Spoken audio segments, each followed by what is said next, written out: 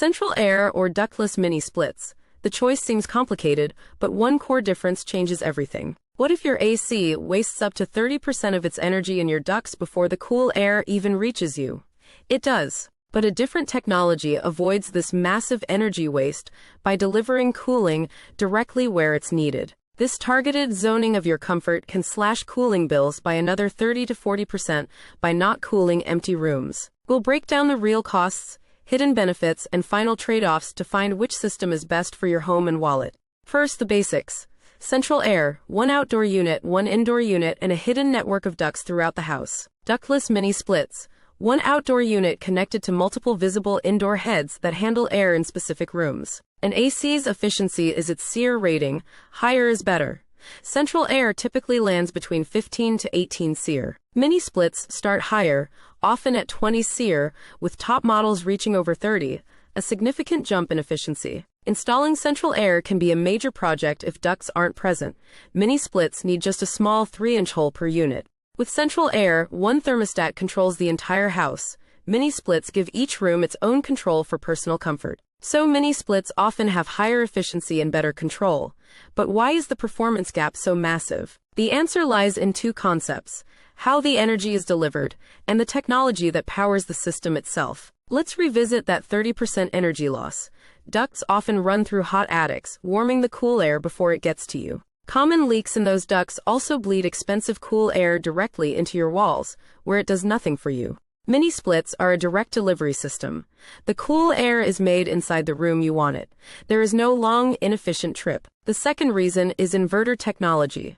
Think of it like a car's gas pedal instead of a simple on-off light switch. Older central air is either off or blasting at 100%. This constant starting and stopping wastes huge amounts of electricity. A mini split with an inverter adjusts its speed, running low and steady to maintain temperature. It's quieter and more efficient. So the story is about a fundamental difference in how cooling is made and delivered. But what does this mean for your money? All this efficiency must be expensive, right? The upfront cost is a big piece of the puzzle. What is the actual price difference? We'll get to the hard numbers, but first, let's see how these systems perform in real-world homes. First, an older home with no ducts. Adding them is a huge, costly renovation. Mini splits are the obvious, less invasive choice. Next, a family where parents like it cool but kids' rooms don't need AC all night. Zoning with mini splits ends the thermostat war. And for a light sleeper, the roar of a central unit turning on is gone. Mini splits are whisper quiet without rattling ducts. In these cases, mini splits seem to have the clear advantage, but that is not the whole story. Now where central air wins. Let's close the loop on cost.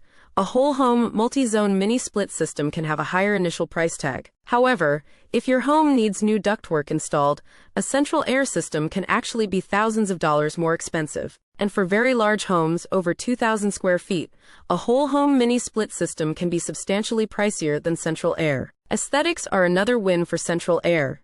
It's invisible, with only small vents. Mini split units are visible boxes on the wall. And maintenance? Central air has one filter to change. Mini splits have a filter in every indoor unit needing frequent cleaning. So central air is definitively better for large, open-concept homes where uniform cooling is key and the ductwork is already in place. Now let's connect these ideas to see the long-term picture.